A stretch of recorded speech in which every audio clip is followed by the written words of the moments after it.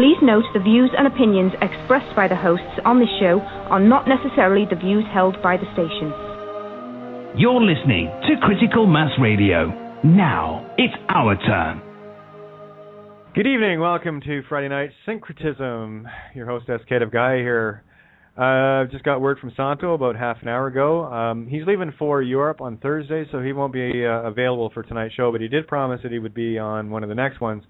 So I'm not actually sure what I would, because I, blindsided, and it's no problem. I kind of half expected it. I'm actually broadcasting from a different location, so Kate's out and about having some fun. So what I'd love you guys to do tonight, if you can, is call in. Let's have a little bit of conversation and a whole lot of fun. See? That's someone's whistling for you. Anyway, I've got a friggin' clue where I'm going to go right now. But having a great chat here with everyone sitting around the table. So it's a girls' night out. Yay! Kate's a happy bitch. Other than that, it was a good day. I had a great chat with Vicky, and stopped in and saw her for about an hour. Actually had my guitar out and grabbing coffee and sitting outside and strummed a few tunes, and that felt good. It was certainly different. Not really used to that. So, but I do see Jeremiah on the board. So I'm going to crack open your line, Jeremiah, and because you were on the other night, and I didn't get a chance to get you on the air, so I just open up your mic. And how are you doing, Jeremiah? Or did I get this one wrong? 773, maybe it's 774. I'm thinking. Who's on area code 773? No one's talking. Okay. I got that one wrong. I thought whatever. Live radio, you gotta love it, eh? Well, I'll tell you what. I'll say hello to Ninja and see how Ninja's doing. Ninja, hi, are you there, hi. hon? There you are. Hey, how are you? I know my name when I hear it. Yeah, you get the swords out, ready to go both sides, eh? Double edge. Yeah. So how are things? Hey, it's stinking hot here today. It was, which is normally an hour drive from where I was to here, turned into 2 hours, sitting in the heat behind people that like to cut off other people and slow everything down, So anyway, but I met Charisma's, and her daughter's here, and daughter's best friend, so we just sat around, got my ass kicked at euchre. You got your ass kicked, and I thought you were a champion at it. Not that I even know what it is. Actually, we had some really good hands. We could have got slaughtered, but I think we were down 5-1 at one point, and we got up to an 8-all tie. But I will tell you, the whole journey up here was beyond pre-sent time laughable. Here's one example, and the universe has answered everything I needed in incredible form. One of the things I will go over tonight, I might as well talk about a little bit about this, because this is living in the moment. What I need people to start thinking and start doing is that there are no mistakes. You cannot do anything wrong in your movie. There are no wrong turns. There are no things said wrong. There is nothing that you can possibly do that is wrong. That is the illusion. Prime example, even coming down here, what would be assumed of making a wrong turn to go somewhere, actually, as I was driving along, all these amazing synchronicities kept popping up, because I knew that. I decided to let go and just go with the moment. I don't have any stress anywhere I'm going, and because I know I'm going to get where I need to be exactly when I'm supposed to. There's no stress. I'm never late, and I'm never early, and I don't care. And nothing but 13s and 15s and 11s the whole way up. So I'm traveling up, and I asked a very specific question with regards to, am I on the right path with the yellow brick road? And no sooner did I put that out to the universe, I looked to my left, and there's a license plate. And here they have license plates that you can get specialized ones.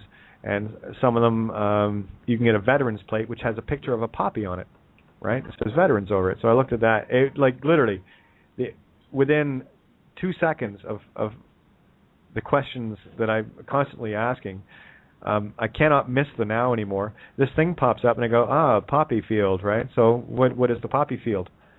Well, there's your poppy field in Wizard of Oz, and of course,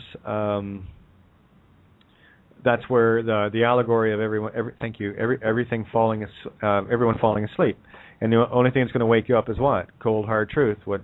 Snow. So as I'm traveling down the hill, I look over to my right, and there's a sign, something about snow, whatever, skiing something. And right after it was a sign that said, Flying Monkeys Brewery. So it was just, and it was on and on. I couldn't look anywhere without getting an answer. So you can't do anything wrong, and I really want to get that point across.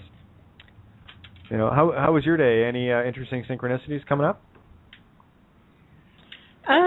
Yeah, there was some dream confirmations and conversation confirmations and wolves featuring in tarot cards and things. So yeah, that was a nice start to things. Yeah, a few other things, but right on. Yeah.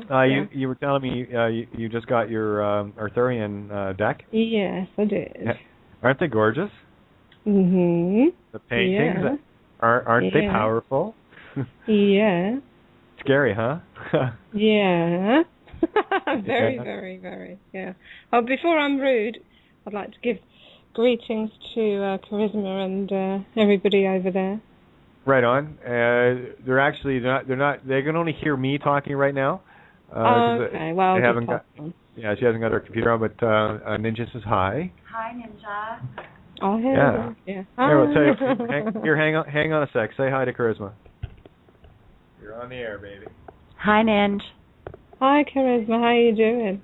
I'm good. I'm absolutely excellent. Kate is here with us, and totally amazing. I'm so privileged. Oh, don't be silly. You don't want you saying that anyway.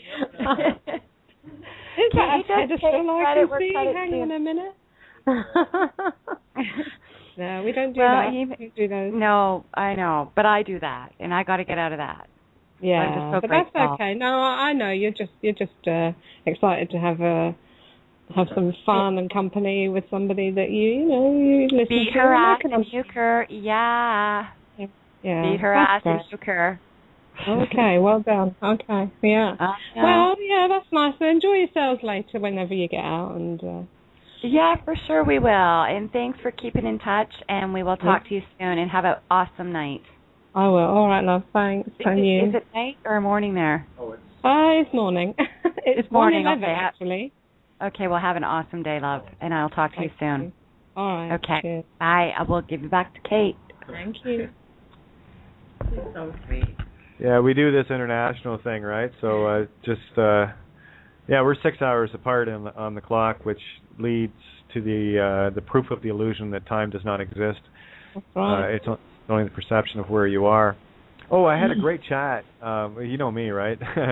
Anytime I get a chance to talk to anybody, I start planting all the seeds I can. So I was talking to a young lady I know where I was getting coffees, and it was interesting because when I was talking to her, there was a couple of other ladies that were customers standing on each side of me, and I brought up the concept of time and that everything that we're living in the past here. And she kind of gives you the puzzle look. What do you mean? She says, well, are you seeing me as I am or as I was? And she knew, well, she's a smart girl. She kind of, okay, there's a trick to this. And I said, okay, well, what's the speed of light? And she said, I don't know. And I said, well, it's 186,400 miles per second. So whether it's from the tip of your nose to your eye or a star a million light years out, it doesn't matter. It still takes time for that light to travel. So are you seeing me as I am or as I was? And she goes, oh my God, I never thought of it that way. I said, yeah, there's the time trap, because everything you try to do in the physical universe, you're too late. Stop living in the past. You're not going to solve shit in the past. And then I went through to show her how to get into her present moment and what to start looking for. And what was really interesting, and of course the ladies beside me, they're like, you just feel this, wow, never thought of that, right? And of course I'm sitting outside playing guitar, and I was talking to, coincidentally, another lady I'd never seen before, and coincidentally her name was Kathy from Catherine, just a coincidence. And so I gave her information. I played Blue Lullaby, because I was picking through it. I wasn't really, wanting to sing, just for whatever reason. But as soon as I stopped playing it, she said, "That's beautiful." What? I said, "Oh, it's actually a song I wrote. There's words to it, but I never got around to singing it." So I'll tell you what, I'll actually put the capo on and play it where it's supposed to be played, and I'll play it for you. So I played it for her, and then I told her, you can get all the stuff online. It's free. Help yourself. Pass it along. It's a gift, right? So what do you do with gifts? Well, you give them. And I just wanted to do a shout out to Sylvie, Got the Cups, Australia. Thank you so much. Oh my God, they're gorgeous. What else? Oh, and Immortal.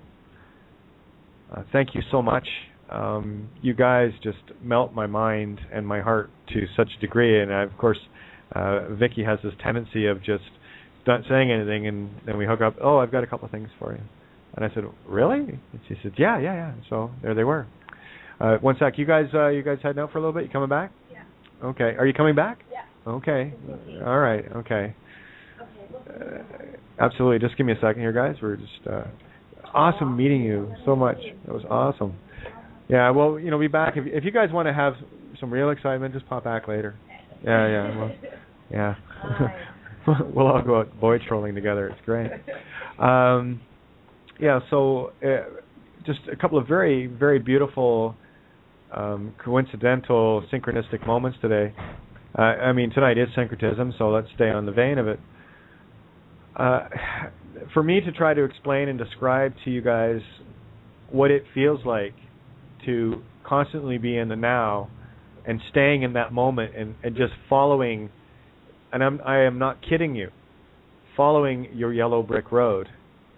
And I got to tell you, when I got here or into town, my feeling was to turn left. I ended up turning right onto a road, and of course it was the wrong direction, but it wasn't, because anyway, there's a lot of reasons there. I can't even begin to list those. But anyway, I came back and I thought, my instinct's telling me I need to turn right here, or left rather. And I said, well, you never show me the way. So I pull up behind this sport ute that's in front of me, and of course it's got beautiful British Columbia. Of course I resonate with BC, birth certificate, right? And then everything else that was on the back of this vehicle said, yeah, you got to turn left here. And it was the right way.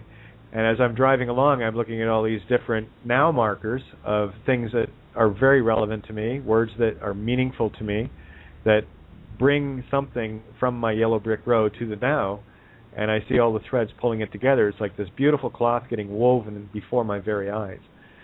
Guys, we have the key now. And I'll tell you, as this game unfolds in front of me, I will do my utmost to share a lot more specifically what it is I'm seeing. It's just very difficult to try to write and stay on the road and stuff like that. But yeah, as soon as you put your trust in the universe, and I am not kidding. It is. You don't need a map. Just ask the universe to lead, and it will show you where you need to be. And proven to me today, beyond any shadow of any doubt, Mrs. Doubtfire, she's got her bags packed, and I don't know where she is, but she's nowhere to be found anymore, and she's not welcome. All the way traveling up, I already know the answer to a lot of the questions with different plates, and it's funny, I put out, since universe, I need an answer, but I'd like it in a personalized plate, really spell it out for me as to what, and I won't tell anybody what this is, because I need to do this to show first. But anyway, the plate that came up within 10, 15 seconds, because I hadn't seen any personalized plates up to this point. And this car comes whizzing up past me on the passing lane. I look over, and what's the plate say? Showcase. So And I know what that meant at that instant because there's something that I have to showcase to the world, and once it's showcased, the whole thing comes down. And I know exactly what it is. Hey, Shahida, how are you doing? I should pop over to Facebook and say hi. We got Sean. Let me just get up here and check. Hey, Catlin, how are you? We got Charmin, Consuela, and let me see who else we got here. And two others. So I'm assuming one would be Shahida. Hey, Lisa, how are you doing? I love the ugly duckling, the cygnet, gorgeous little duck, or swanling cygnet, gorgeous. I said to Charisma, oh look, one of my baby pictures. I thought it was so cute. Well, there you go. I should probably check the board to see if anybody wants in. Guys, hands up. All you got to do is push 1 on your phone if you're called in, or open up your dial pad on Skype and click 1 there, so I know you want in. Or for those that are in the chat room, I think, hang on, let me just, okay, this is Jeremiah. And it was Fran's line that I'd opened. I just recognized the number. How did I miss that? Jeremiah, how are you doing? I am very well. Just waiting around, a little downtime, and just thought I would listen in on the show and see what magic we can stir tonight. Well, I tell you, this whole place is magic, and to the last breath I've got, I am going to be screaming from the rooftops for you guys to see this. You will not believe it until you do. It is everything you ever dreamed of in terms of Harry Potterville. It is beyond your wildest dreams. And now we're going to start directing this movie. I've already handed out a lot of nominations and, of course, Oscars to all the different performers in my particular movie, thereby rendering them null and void in this particular show. They've got their Oscar, now move out of the way. See what I mean about completing cycles? And here's the thing: if you want to get rid of the emotions with people that are really that are creating a lot of drama in your life, then look at them and decide, okay, what kind of movie or scene in the movie is that? Is that a comedy drama, or is it a horror thriller? Is it thriller drama? Is it pure comedy? What is it? And then nominate them for like a best supporting actress or actor in the role of, annoying fucking asshole. And pick a lot of people that fit that category, because I know you have these characters in your movie, and you have the most glorious hero or heroine, most insidious, malignant villain. Find some role that you can assign to these people that are creating drama in your life, and watch all of the emotion, leave it. And then you'll start going, yeah. Because what you've done, we have been so distracted from directing our own movie, we still have all these extras and all these annoying characters that don't really fit in our particular movie set anymore. So what we need to do is essentially give them their Oscar, and okay, this movie is over. Bye-bye. Go find another director. I'm not directing any more of your drama, or your hatred, or your anger, or your villainy, or any of this. I don't want any of that. And lo and behold, everything changes. There is no emotion at all. You get into that beautiful unconditional, where the actors, because they're basically fired. I mean, there's some people you want to keep in your movie because you're making a new one, but be selective of the characters you want. Pick the ones that are positive for you, the ones that resonate with you, the ones that are helping you grow as you help them grow. Those are the ones you want in your movie. Now you're dealing with a blockbuster. Now you're dealing with the real energy that you need to get into. And I'll tell you, what else will happen is you'll stop taking this game so seriously. You'll stop listening to people and their dramas all the time. That was one of the things that has been irritating me for a very long time. Everyone's talking about the how, the what, the when, the where, and the who, and gum drills, holy shit, and it's like panic, panic, panic. But no one asks why. Well, I'll tell you why. It's all designed to distract you. It's all designed to make you direct your movie the way they want you to direct it. I don't know about you guys. I actually removed the moon from my movie set, and I haven't seen the moon in 2 weeks. Is it still there for anybody else? You know, that's funny you say that, because I have not seen the moon in quite some time now, and I'm wondering where it is, because I want to calibrate, you know, this app on my phone here to you know, help me see the stars and whatnot. And I haven't had the moon as that point where I can calibrate it, so I haven't been calibrated in that aspect. But sorry, go ahead. I was going to say my apologies, because I actually wrote the moon out of my script about 2 weeks ago. Hey, you know what? It was just weighing us down, right? Anyway, so yeah, good riddance. You know, I haven't seen it. It's funny. So yeah, I'm definitely resonating with you on that. I walk the trail pretty much every night, and it's been clear. I mean, I had a couple of cloudy nights, but I have not seen it. And I looked up again last time, thinking, cool. Then it's out of my movie. Excellent. And you know, we've been talking about the moon and what it really is. We're dealing in a hologram, guys. I'm not kidding. It feels very real. Of course it is. We're magical. We're absolute creators. Wouldn't we make it feel as real as possible? Wouldn't we do this like this? And the other night we were talking. I don't know if you caught the one when Patty was talking. It was the rollover hour, and I'm hoping that Patty calls in, because and Miranda and Ninja's already in here. But part of the conversation was Patty was talking about challenging the universe. I knew exactly what she was doing. What she was doing was removing all doubts, and that she was writing her own script, that she could walk from one point of the house to another completely naked, and there's someone else in the house, and not see them. Because the universe will move them out of the way, because that's your leap of faith and how you're directing your movie. It's where you take the helm over, and it says no.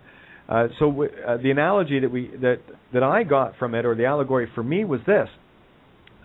And I believe that Miranda put, I'm not sure what the lexigram was, but standing in your naked truth, there was something that she got it out of. Ninja, do you remember what that was? Sorry. Do you remember the word that Miranda broke down, that she was able to write standing in your naked truth? Oh, yeah. She posted it only yesterday in here. Just a minute. Yeah, but it was amazing. And what I think it was, wasn't it you in therapy? No, there was something else. Yeah. I'll find it. I know, but I can't. You know the one I'm talking about. Yes, I do. Yeah. But what Patty was doing was proving to herself, with her own leap of faith, challenging reality. And she directed a movie where there was another gentleman working in the house, would typically be where she needed to be, but lo and behold, she made the call to say, no, I'm going to direct this, and she never bumped into the guy. Because when she needed to be somewhere else, he had went to another part of the house, and then when she come back, and he'd be in another part of the house. So the paths never crossed, because she was now directing her show. So the allegory that came back to me was, in terms of standing in one's naked truth, as soon as you stand in your own truth, your naked truth, the universe shifts for you. And this is what has been happening with me. And what I showed Patty, and hopefully everybody else, was the absolute mirror of me. Because for me to show people my naked truth, I had to go out as me. Which is, I got to tell you, I remember it was Halloween and everything else, and I'm like, terrified. I'm like elated, but absolutely in terror of doing this. And it was Halloween. Okay, this is how much fear I had of this. And for me to show my naked truth, I actually had to put clothes on. So regardless if I was wearing clothes or not, I was naked. So I got the duality of the naked truth covered. And that's what Patty was trying to convey. And until you stand in your naked truth, and I will be a complete testimony to that, because what I'm finding now is, now that I am, and I've still got little bits and pieces here and there, but now that I am standing in my naked truth, this world is shifting fast before my eyes, and the universe is presenting itself. It's quite something. What about your synchronicities of late, Jeremiah? As of late, my synchronicities. Well, I know that the galactic alignments that are occurring right now are pretty significant, and it's funny because I recently, recovered from a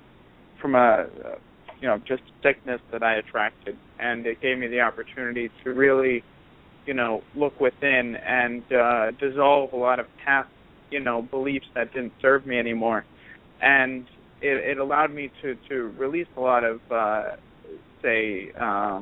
temptations or addictions. And I'm still working through some right now, but I'm finding out that we'll say like the price or the prize rather, of finding oneself and releasing yourself from those temptations and those those desires that are bringing you down are the rewards are much more greater. And I'm finding that it's all aligning right now, and the urine therapy is just absolutely phenomenal. And it's just like I'm just generating that physical. Rather, I'm generating that essence of myself. That powerhouse. It's just where we're mechanical, biological mechanisms, and I'm cleaning out, and I'm becoming more lighter and energized and focused, right on. and just stoked every day, and more I'm just taking those baby steps to release myself from those past, behaviors, and just telling everyone, hey, this is me, accept it or move on, this is my story. And if you want to be a part of it, you're welcome to be. But if you don't, I'm always here. So I made a baby step today, and I released that to my Facebook, family and friends Excellent. That aren't necessarily on the same page. And I made it a statement. I made it a spiritual statement. A declaration of independence, of my own independence, and of my own transparency, and my own. That was another word I used, but it was just free flowing right out of me, and it felt right, and it was liberating. So now I can speak my heart, and showing that it's genuine and compassionate and open, and that's the wonderful thing. And I broke down, and while I did this, I broke down the idea of beliefs. And that's what people are mainly having trouble with is beliefs. If they're just circling and perpetuating these things that they don't want, then they're going to attract more and more experiences and people to support it. And as I am saying something that is contradicting it, then they are, arguing it and just upset. And then I ask them, why are you upset? And then, it was very well articulated, and I hope that I, struck a chord in some of my close family and friends. And if I allowed them the opportunity to either, enjoy my posts or unfriend me from FB. Either way, I wish them well. So it's been very liberating what, if you ask, like, synchronicities that I've been through, more or less liberation, you could say. And it's very exciting. And my only anchor at this point, and it's a vice as well, is, my current, I don't want to call her my wife because I don't necessarily believe in those. It's the current game being you're having a game with in the game of life. Exactly. We keep it neutral, and again, that's that whole thing about psi labels or syllables, right? Spiritual labels. Yeah, it's there too. I totally get what you're saying, and yeah, this is the philosophy now, guys. This is shit or get off the pot. And you've heard me on the shows, and I tell everyone now, pretty much every night, if you can't handle the truth, what the hell are you doing here? Because all I'm going to offer you are things that you're going to click on. As are other people that come in and sit at this table that are wide awake and very aware of what's going on in the Magic Kingdom here. What you're going to find happening is you're going to discover a truth, and if you can't stand in it, and I thank you, Nav John, for the what I was looking for. If you can't stand in the truth, don't worry, Humpty. The truth will knock you off the wall either side. You're coming down, either spiritually or physically. So I give people a warning now. If you can't handle the truth, go listen to Alex Jones or some other fear porn station, because that will be more suitable to living in the illusion. You hang out with me and the rest of us at this table, you are putting yourself in a position that you may not necessarily want to be in. I know a lot of people that are seeking truth, but they don't really want it. They just want to, but here, the universe is going to kick your ass into it anyway. Standing in your naked truth was the actual sentence, and what Ninja pulled out of it was this: urine is the key to your inner kingdom. I cannot stress this enough. I went through a 3-day self-guinea pig test of this. And if you listen from Thursday, when I was completely empty, unable to connect, still able to carry through, and that's where we came up with the naked truth at the end, and that was really me literally needing and leaning on others. And I like to do this too, because I need you guys to see your absolute power here, to come in and literally take the helm, because 3 days off urine therapy was incredibly noticeable. And no sooner, Friday morning, I get up and have a listen to Friday. That was Thursday. This is Friday. I keep thinking Saturday. But listen to last night's show, Thursday rather, as opposed to Wednesday. And tell me if you can spot the energy difference. Yesterday, I couldn't stop downloading. That's how instantaneous this is. And I've mentioned that. I was talking to a lady last night. Or was it last night or this morning? She was walking her older dog, blind, and I had mentioned to her, well, if you can, soak a cloth in the dog's urine and put compresses on its eyes, the vision will come back. And I said, do some research on urine therapy, and you'll be amazed. And she was completely open to it. She says, that, and this is all you got to do. And I know, Jeremiah, you're a seed planter, and I know a lot of you are seed planters, and that's all we need to do. We just need to get out and stand in our naked truth. And sometimes, well, I tell you, you're going to have a lot of extras that are in your movie that you're going to end up pushing away, because they hand them out the Oscar and they disappear from the set. It is that literal, So I just want to make sure that people are mindful of that. Okay. Yeah, go ahead. I just wanted to clarify, because you made a slip up and said that my name instead of Miranda's name, that standing in your naked truth, urine is the key to your inner kingdom, was that Miranda did. Thank you. Yeah, it was because I'd asked you to go looking for it. That's why you locked in my psyche. I'm actually looking. I don't see Miranda on the board tonight. So, oh yeah, there she is. I'm shutting up now. Okay, and we have Lexus in here as well. Good. And Seamus. And Miranda, how are you doing? Hello, darling. It's all mad. Yes, it is all mad. It's all mad. Today the car in front of me was S7 hug. And I thought, oh, okay. So that's what I'm in need of. I was totally mental. And you don't know this, but a few days ago I went to my friends to dig up some bamboo. And bamboo is quite difficult to do anyway. You broke off loads of the dead stuff, and I'm digging and digging. And when I went to break some off, she said, oh, mind your feet, because you could cut yourself really badly. And as she said that, I fell over. And if you can imagine, it was short stumps of bamboo, about 7-8 inches. And I fell chest first, full weight onto them.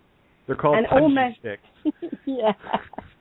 And I almost skewered myself. Anyway, 2 days ago, I had this big bruise come up. And it's just like an old injury, as if I've been speared. But it's exactly the place of my heart. But in the reflection, it's on the other side. It's just brought up so many past emotions and pains of being speared in the heart. It made me remember a past life, all sorts of stuff. So there's massive going on for me at the moment. And the fact that rib as well, because it damaged my rib and made my breathing different, difficult, and I thought this was quite interesting. The whole Adam and Eve story, that they took a rib from Eve, and in the word birth is the word rib. Of course, it has to be there. Exactly. Because there couldn't have been an initial birth without a rib. Yep. I'm on one. I'm just trying and to I've call. had 3 liters of pee today. Oh, girl. No, so there I'm was very something high. else. Yeah, there was something else I covered on rib. There was something. It'll hit me, but it was an abbreviation that came up. Everything tied up like perfectly. It was. See, this is what I'm experiencing right now more than anything else, and probably a few of you are as well, is absolute and complete overwhelm of how magical this place is. So what I'm finding, and I was thinking about this on the way up here today, plenty of time to think, what is happening with me, and I even said it, okay, well, I've got the plate thing and all the rest of it, I got it. That's, okay, this is, what's the next level? I want to see more, and that's when I started saying, well, tell you what, I want to see personalized plate for an answer. I want no question anymore. I don't want to have to, decipher it. But what I was doing, and what I have been doing, is falling into complete trust of me, and not second guessing and going, that's just a no. There are no coincidences. There are no mistakes. You are doing everything. Creation is perfect. Just get in line with it and watch your universe unfold like the flower it is. It's amazing. Just amazing. Yeah, it is incredible. And the reason I'm so late on the board tonight is because I decided to watch Magnolia, and it's only just finished, and I just could not take my eyes off it. I don't know if you've seen it yet. Not yet. But it totally re-hit me in loads of different ways because I haven't seen it for a while. Yeah, I so want you to see it, Kate, as soon as you can, because it'll blow your head off. Right on. Did you get? I was going to ask you, did you get a chance to watch World War Z? I started it, but I really loathe those sort of films. Well, you did get past. Yeah, I know. Again. I just find them really hard work, and also the one that I've got of it is not a very good. It's really bad. What's the word? Definitely. Yeah, it's not a good picture at all. As soon as I find one with a better picture, I will. For me, it's just give me. I just want to see what's going on. I don't care if it's blurry or whatever. But at the end of the movie, I just want to give another allegory. A lot of things I want to talk about it after I saw it, but it was just too much. When you see him at the Brad Pitt character at the Center for Disease Control in Wales, it had to be Wales. Had to be Wales. But anyway, the building was cordoned off, and there was the healthy people in one building, and there was all the zombies in another. And of course, they were dormant until they heard sounds or whatever, and then they would go nuts. But there was a corridor, which was a bridge between these two parts of the building. So what we were dealing with was all the Canes were in the left brain, the West Wing, and all the healthy people were in the East Wing, the right brain. And there was the prefrontal cortex, prefrontal lobe, that was joining them, that was a bridge between them. And the game was for Brad to get out and to go into the left brain. Think allegorically here, guys. Don't watch the movie, watch the allegory. That's why I don't care about all the gory, because I'm looking for the all-e-gory, okay? Don't be looking at the movie, look for the allegory. So what inevitably happened was, the premise that he had was the zombies, because they wanted living hosts that they could be undead, didn't want an unhealthy one. So they would avoid anyone that had the virus. The virus was truth. They couldn't see the truth, the ones that were standing, Celestine prophecies, the end of the movie again. So those that didn't have fear, because as soon as Brad Pitt realized that zombie that he was cornered by could no longer see him or sense him, he was invisible to the zombie.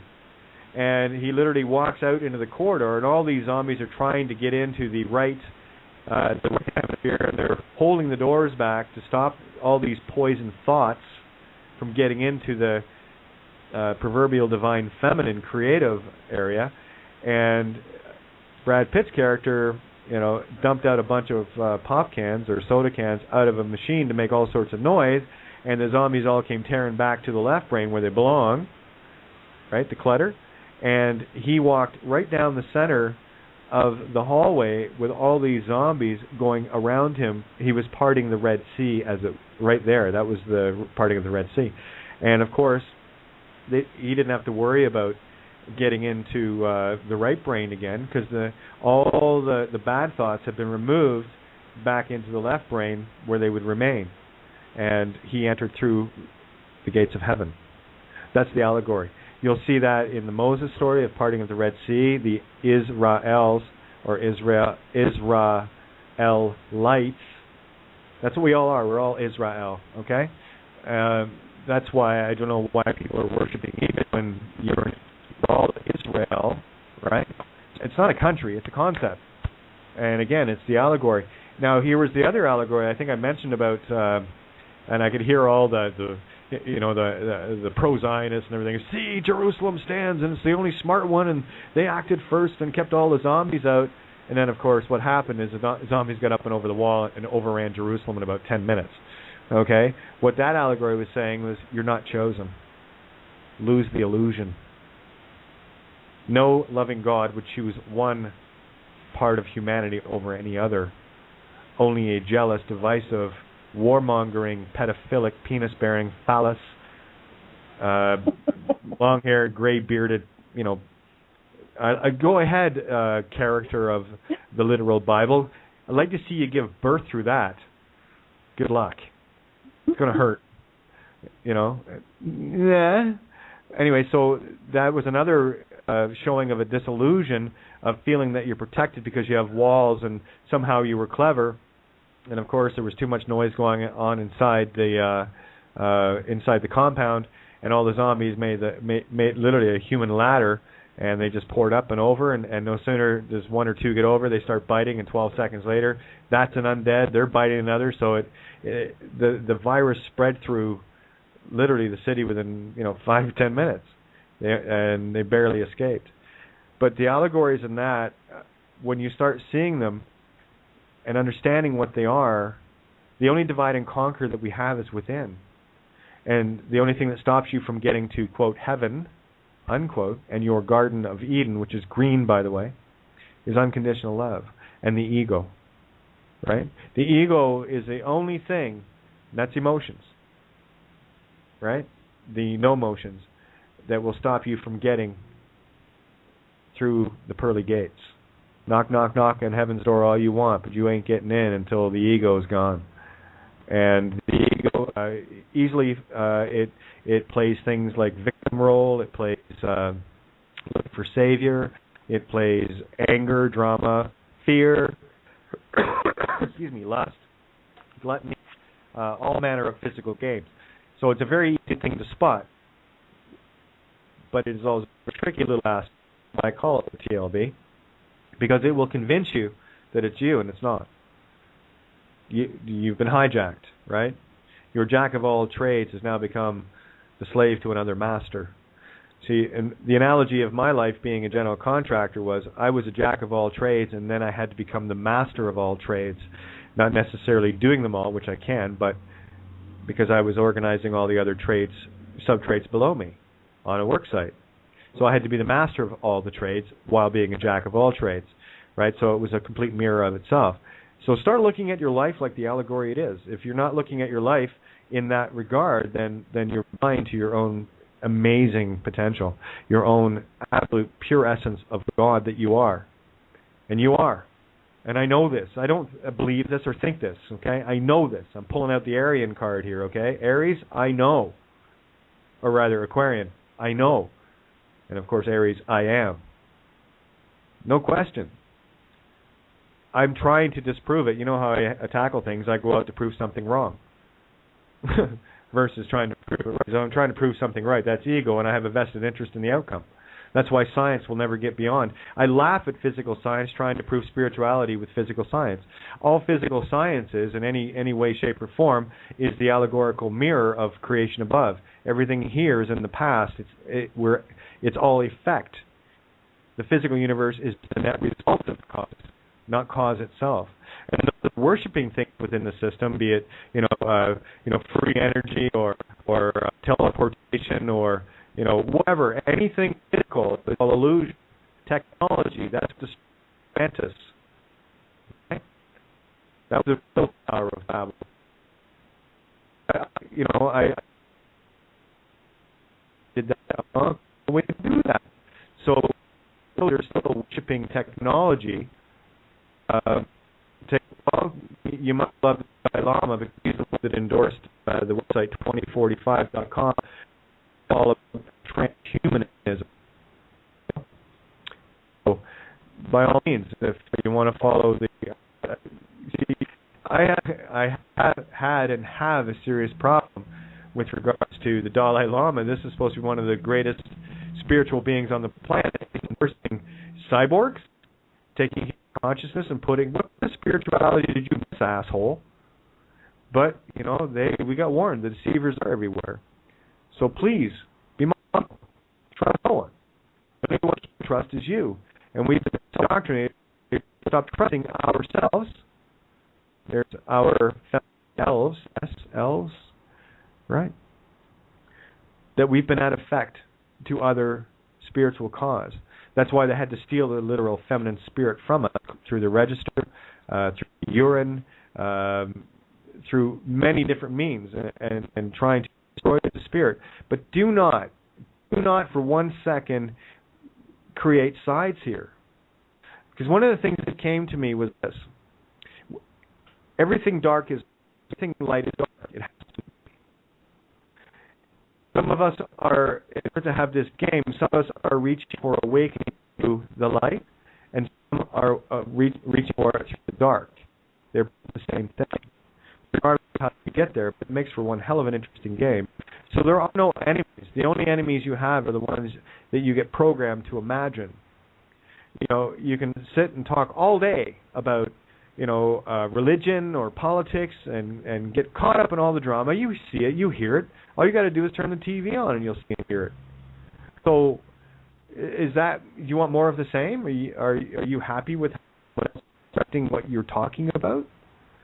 Does it really matter what is happening somewhere that you can't be aware of? When I'm talking to people, wherever they are, I know they're there and seeing things in real time. That's a perspective or a camera angle that I can relate to. Because I can know people over time. If I want to know what's going on in England, they'll talk to you, Brenda. If I want to know Holland, they'll talk to Ninja.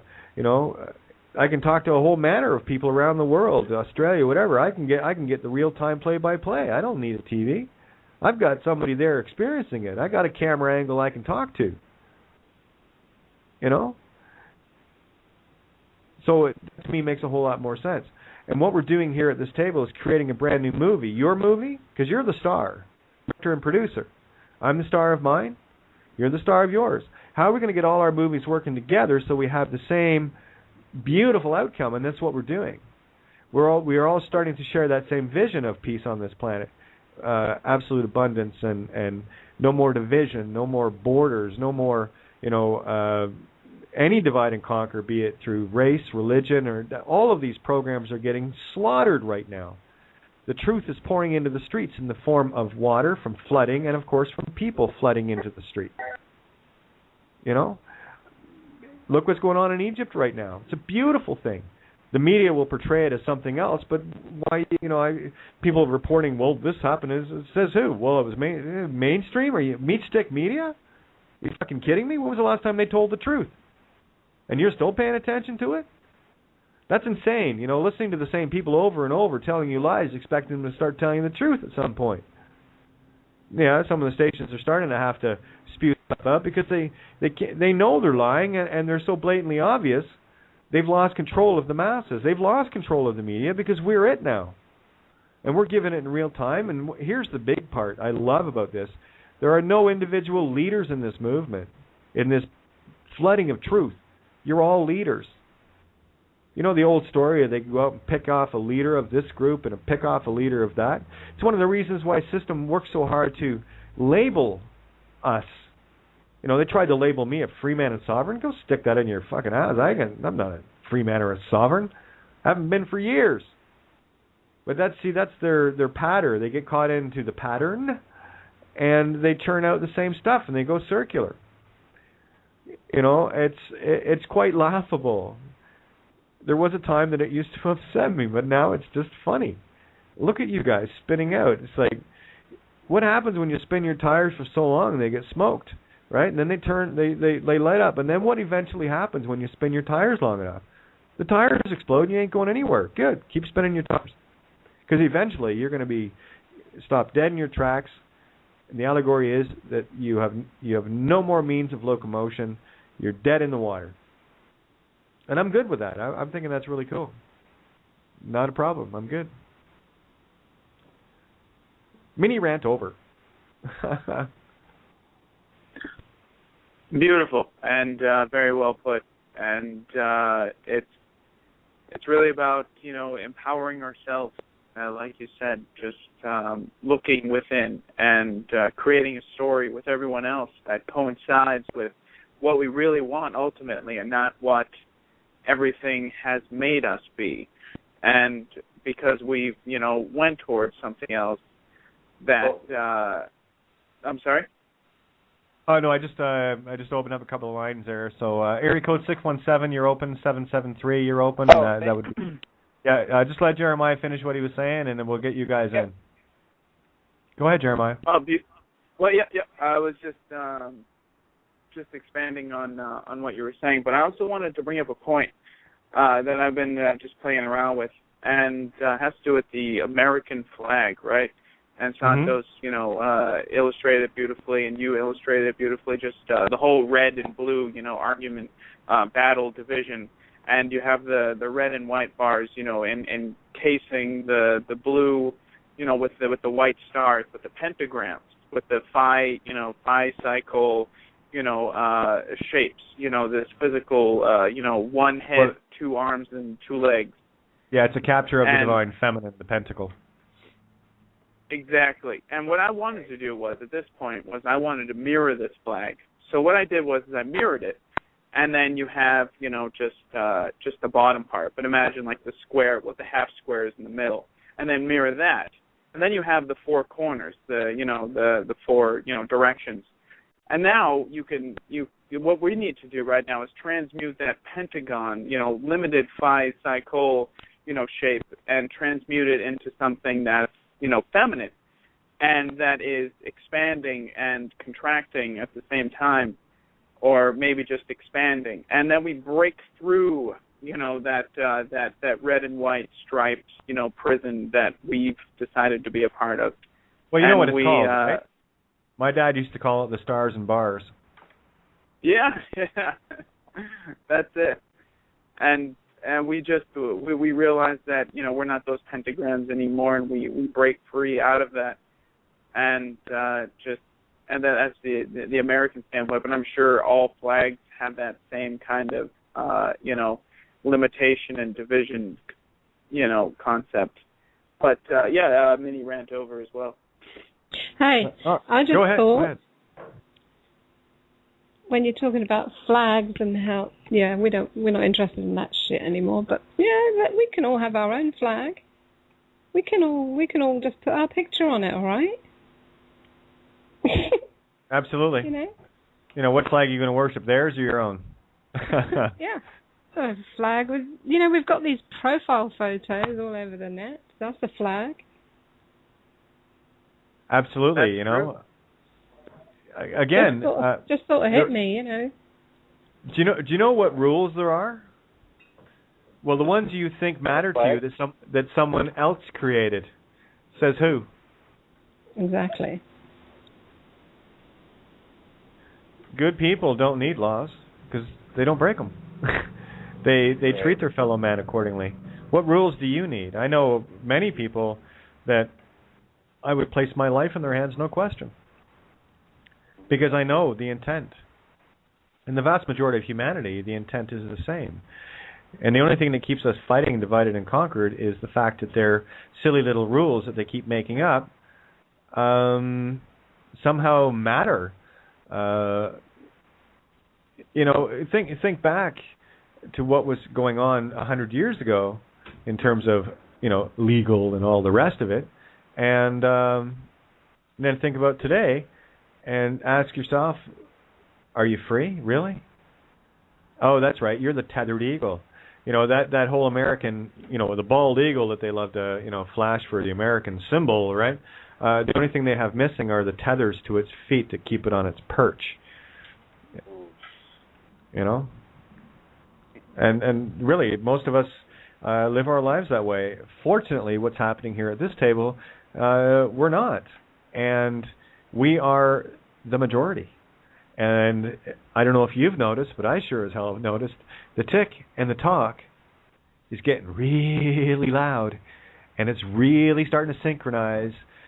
When I go down my posts and I see people, like Patty and Jason and Mortal and all you guys tuning in, Shahida, everybody, Sean, the list goes on and on, Otis, everybody are making these beautiful observations. I think it was, pretty sure it was Jason.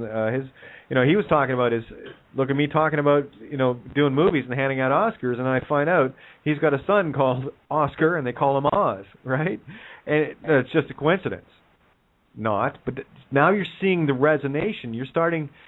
I know for a fact with me. I was just saying to Charisma, I had a feeling that Santo, and this is about 6:30, that Santo wasn't going to be coming on. Did I not mention that? You did. Not 30 seconds later, Santo tagged me and said, I can't make it tonight. So this is happening in real time, that we're because I trust me now more than I ever have in my entire life. And I'll tell you, the more fun I have, finally, as me, I watch this universe just start to melt, and all the veils are dropping everywhere. It's hilarious. Look around you now. Everything around you is there for a very specific reason. Can you see it? So if you can't, then start looking. Just start looking. You'll find it, I promise you. We've been dumbed down. I mean, you could have a piece of furniture. You could have every picture on your wall matters. There's something in it that has a clue for you. There's a reason why you were attracted to something. It had a resonance. So what the hell was resonating? Not because it was pretty. There was something deeper. Take the literal out of it and look for the allegory within it.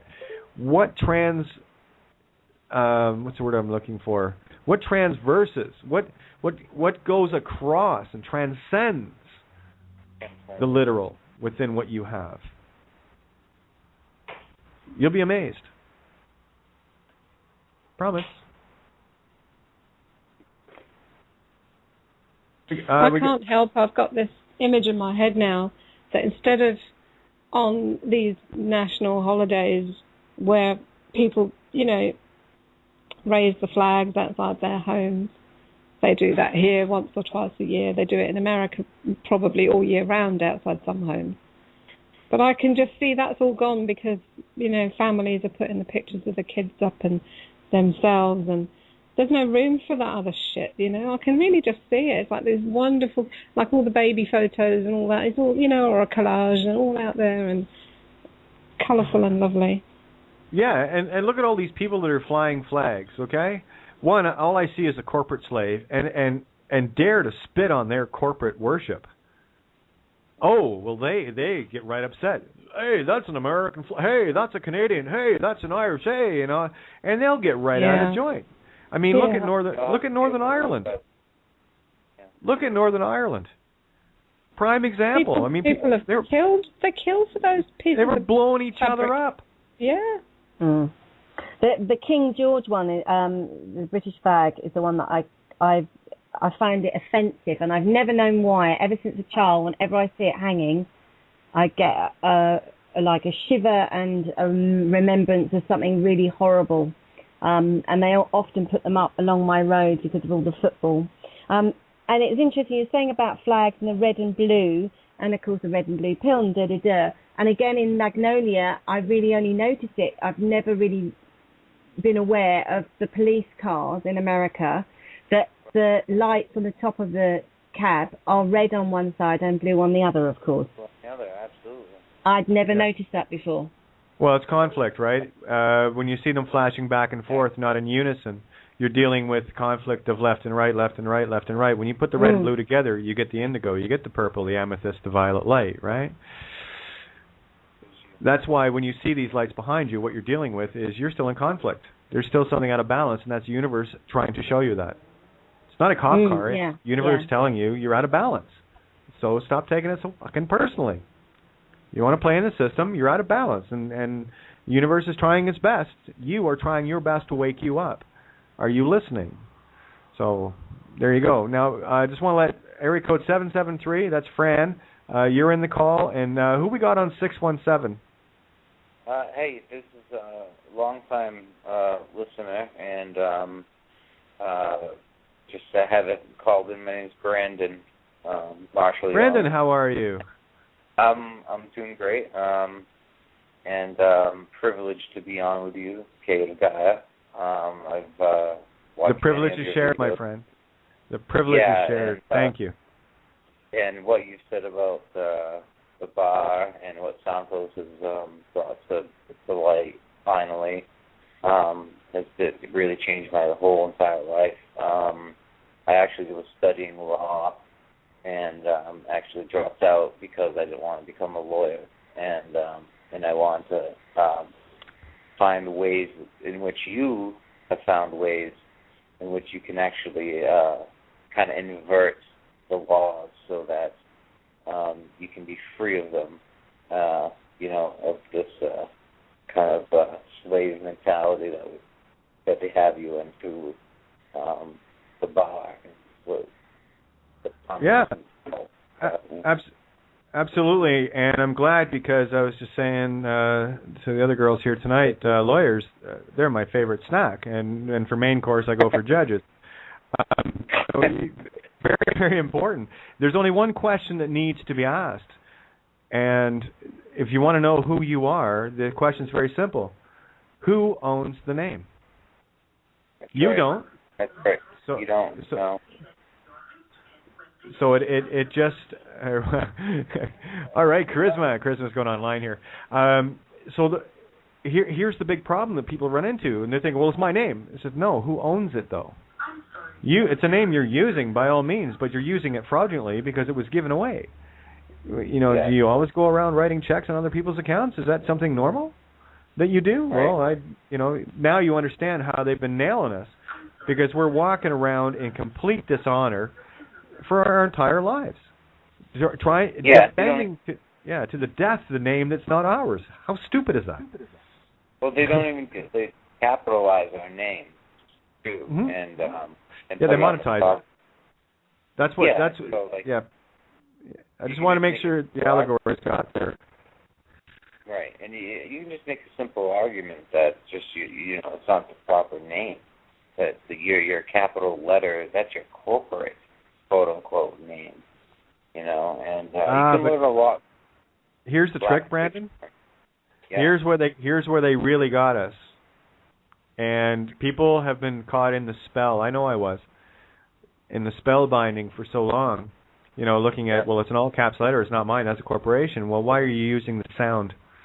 Because the name you're using, by assumption and presumption, sounds an awful lot like the one that they own, so they can assume that you're using their property. That's where assumption and presumption comes in, and that's why it's so dangerous, right? We got nailed by Phoenician phonics law. That's right. Have you had a chance to just to let everyone know, essays, just the pertinent stuff that I feel that needs to be up is up on kateofgaia.wordpress.com. It's a very Spartan site. You could probably spend about an hour and a half read everything there. But if you get a chance, read Hooked by Phonics. And I showed 2 different paragraphs written out that if you were to try to read them or just look at it, it looks like complete gibberish. But when you read it, it actually reads out. I know what you're talking about. Yep. Okay, that's the assumption and presumption. Right. What are you saying? not what you think you're saying. But they'll hear whatever they want. That's the assumption and presumption. When I say right, they can assume one of 4 ways to spell it. Neat, eh? Yeah, I also thought about just like kind of saying, this Catholic Church, pedophilic Catholic Church should give out, you could be protected under God, and you don't have to be protected by the law of the land.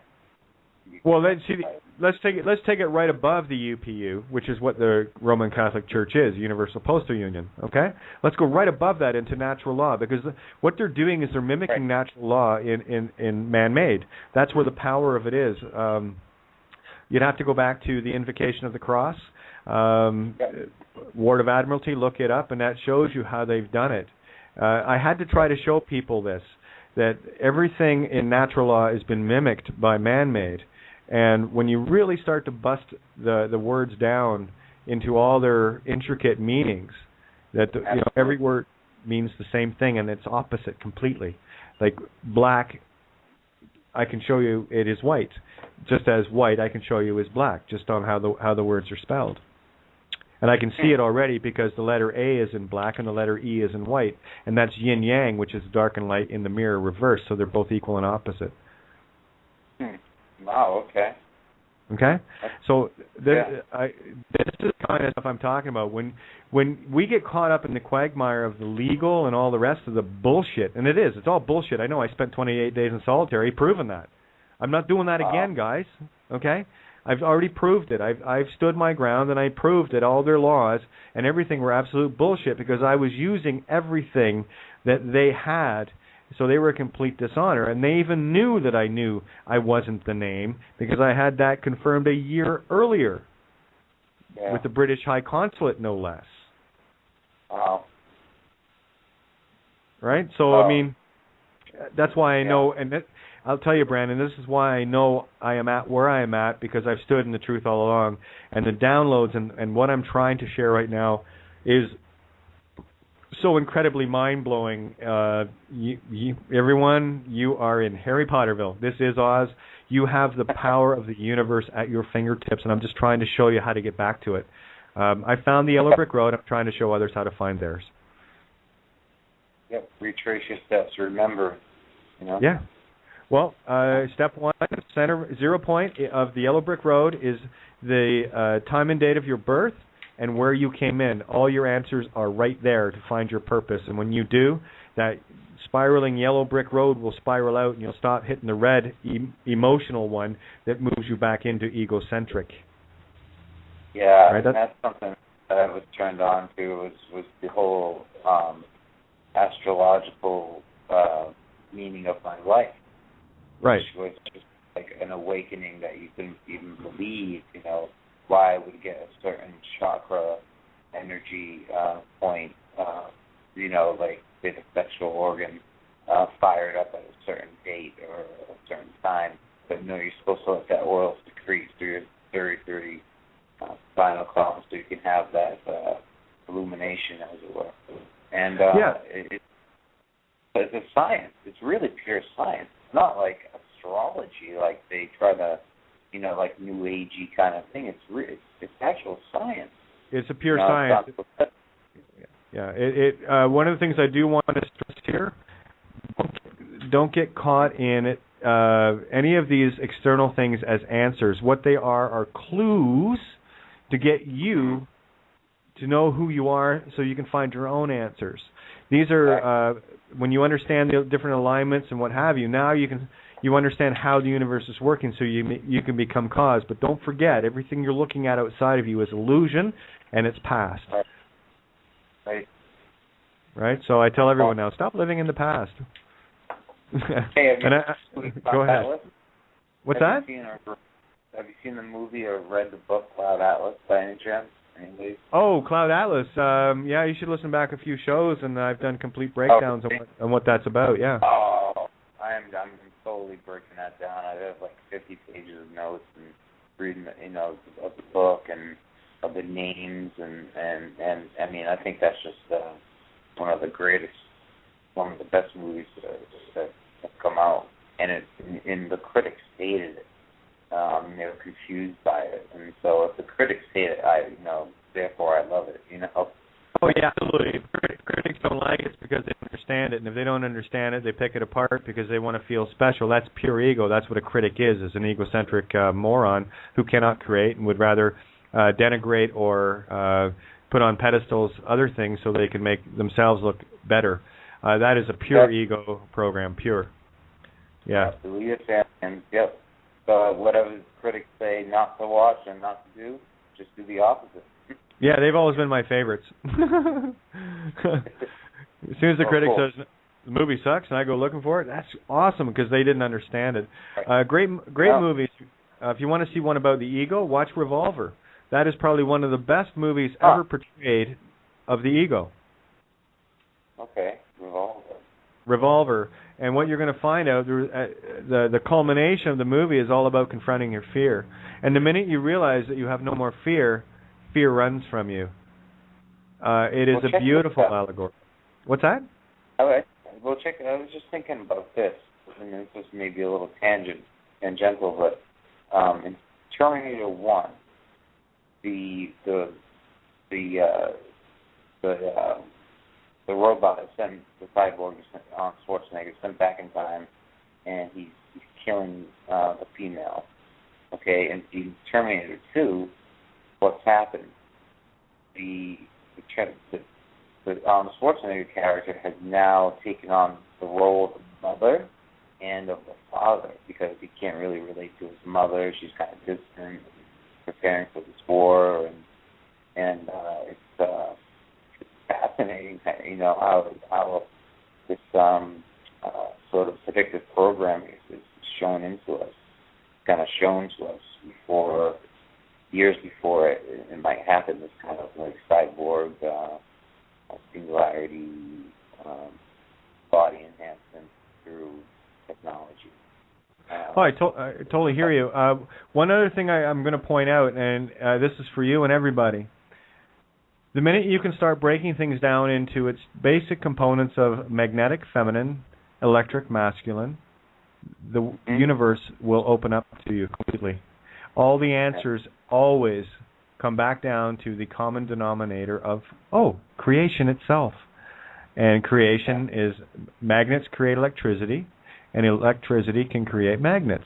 That was the gift of the prodigal son.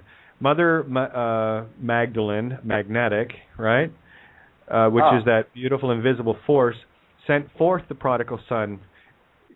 The magnetics created the electric intent because the thought had to come first. The creation of the thought had to come before the intent. You see? So what happened was the gift that creation gave the prodigal son was the ability to self-procreate, and it could create magnetism. So the gift was returned completely in the mirror. And what we're dealing with here is this beautiful ebb and flow of the magnetic electric energies of this universe. And the minute you can bring them balanced, that's one of the things about my particular role as the type of being I am. My Taurus field, if you will, is clockwise. I know this. I've known this my whole life. I am of a magnetic energy only, right? And that is my choice as a creator. Now, others have counterclockwise masculine, and that is their natural state. And that's what resonates with them. So there, again, this is about the intertwining of the serpents. This is us working together, right? And that energy can appear anywhere. It's like I was saying earlier in the show, in order for me to get completely naked, I had to get dressed to show people who I was on the inside, you see? I was the mirror of myself. Wow, yeah. So, if you break it down to its basic, fundamental, common denominator, magnetic, electric, you'll understand the universe and how it works. And, go ahead. Go ahead. I'm sorry. Just like, what about the terrestrial force, the gravity that kind of keeps you to the celestial and the Well, that's magnetism. There's no such thing as gravity. Okay. Yeah, gravity is another one of those scientific terms. What we're dealing with is a magnetic attraction. And it's like this. The further away you get from Earth, the less the magnetic attraction there is. Right. Right? Right. And so there's this field around Earth. Yeah, so everything comes right back down to magnetic electric. That's it. And we've been complicating the living shit out of it, and I've been laughing at scientists for years. And they're trying to prove the spiritual universe using past physical means. Right. And I mean, even Einstein said, in order to solve old problems, you got to have a new way of thinking, and even he knew that. Yeah. Yeah. I mean, the list goes on and on. But how long have you been tuning into these little roundtable chats we have? For quite a long time. Let's see. I really can't place the date on it, but I mean, I've gone to Santos' page and listened to like just about all of his stuff, and just amazing. And then just interviews with you guys, and just this show alone, and Tony Z, wherever, and he is, and all the information. And I just wanted, and I noticed that you were taking callers, and they were just people that were just either listening or wanted to contribute and wanted to be a part of this beautiful thing that you're, giving to us, Kate and Santos and Tony. And I wanted to just be a part of it, and I finally, took the time to Google and just called in today, So well, I'm so glad you did, because as I like to say, I like to hear from me, the other camera angles of me. What's going on in my universe? I want to know how my movie's doing. You see, and then inversely, you talk to me to see how your movie's doing from this perspective, this camera angle, right? And I will say, going back to Tony, Tony and I hit an impasse because he was stuck in the physical, looking to have physical solutions, teleporters and pyramids and all this stuff. And I parted ways a long time ago, and was hoping that it would finally, make or break, and it broke. So no harm, no foul. He wants to play in the physical realm, then that's fine. I don't play there. What I found is problems with the physical realm, and I'm sorry to hear that with Tony, but what happens is, and I've learned is that the first mystery school was one of them was the Pythagorean one, mystery school, and what he thought was all its number. And so, his students would kind of just get kind of almost mind controlled over saying that, like John Lennon was obsessed with number 9, that everything is 9, everything must be 9. And so they're tied to the physical, this kind of physical universe, and it's just a big mystery that just opens up more questions and more things, and I'm kind of bored with that as well. I'm moving on to higher things as well. So I hear you on that, Dave. Well, that's the thing about yin and yang, right? You have the 9, which is spiraling out clockwise, and the 6 that is spiraling in counterclockwise. There's your two yellow. That's your yellow and red brick roads. Okay. Whoa. So, well, this was the clue my daughter. I was just telling the girls here tonight. That was the clue my daughter gave me as a young child. I'm talking young. She, we're talking a year old or whatever. And she'd always lie in her bed at night, and this happened for years, where she'd flick the tag on her doll's back, and she would just say over and over, EA, EA. We called her EA baby, right? And she'd do this for hours, and then it clicked with me last summer, because I knew I was looking at that, and I knew she was trying to tell me something, and I couldn't figure it out. And then it hit me last year. EA, like a child, put it in the mirror. What is it? Well, the lowercase e and lowercase a is 6, 9 in the mirror. And that's when I busted the English language. Whoa! Down to the letter. Because let me just say this, and I'm a Tolkien scholar as well, and the creation of the universe, this creator, Iluvatar, or Eru, the One, they call him, he speaks Ea, which is the universe, into existence. Well, there you go. Ea. I did not know that.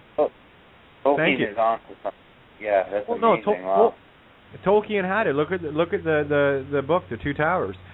What that was symbolizing, like 9/11, the two towers were symbolic of Gemini. Gemini in the zodiac is the only sign that has spirit because it rules the lungs, the spirit breath, ebb and flow of creation. Go ahead and stop breathing and see how long you create. See? I'm a Gemini too. Yeah, and it was Santo was the one that brought to the table the timing of when the Twin Towers were in New York, when they set basically the first shovel to start building was when Saturn was in Gemini.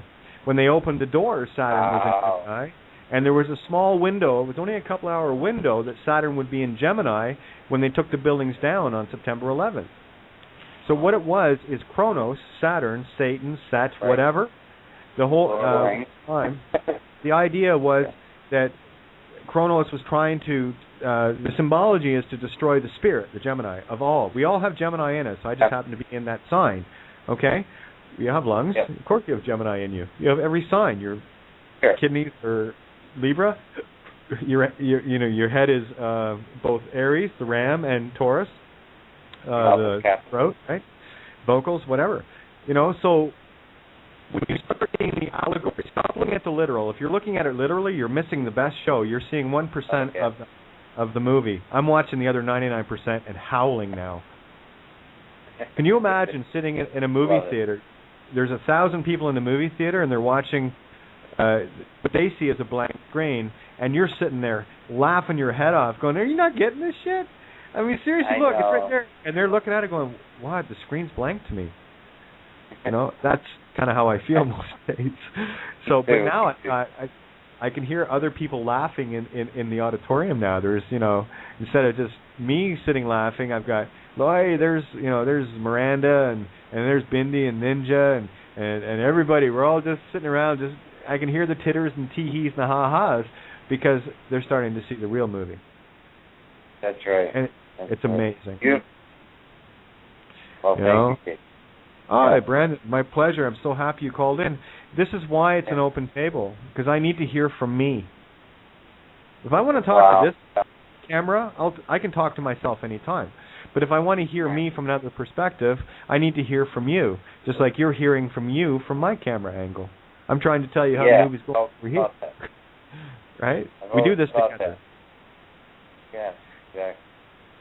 And, like, both mirror up to me, and just like in Cloud Atlas, how from me 451 is, obviously an homage to 451 Fahrenheit. 451. Yeah, Fahrenheit 451.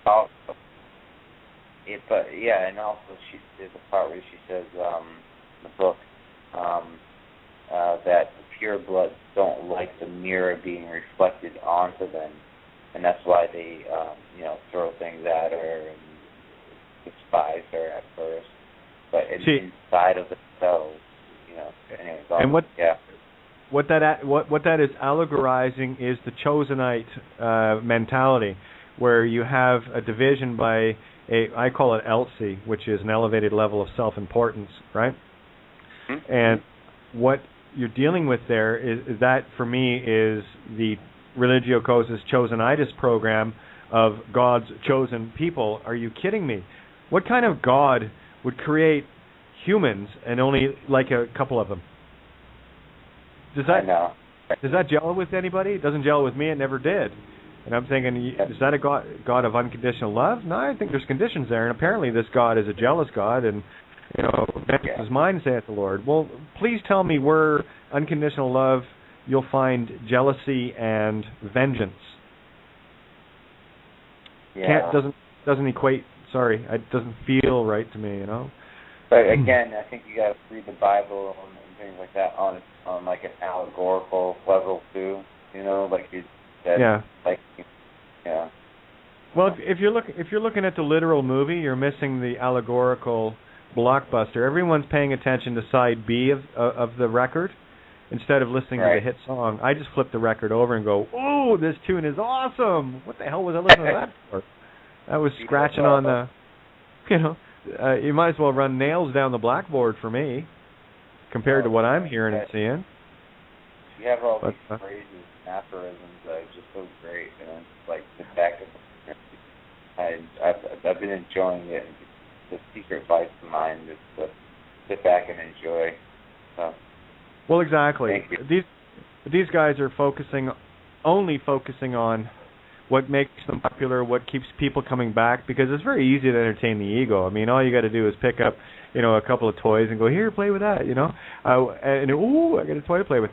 And they go running. And that's what the AJs of the world and all the fear porn artists, and I don't care what station it is, because I know this is the only show of its kind on the planet, probably in the universe. Hey, see, look, the ice cream truck is confirming it. Can you hear the ice cream truck? I can't. No, leave it. I stay in the now. Everything around me I'm paying attention to. Like I don't, even when I'm downloading, that's why it's very easy to disconnect me, because I've got my focus is 360 degrees around me. Wow. Like circular.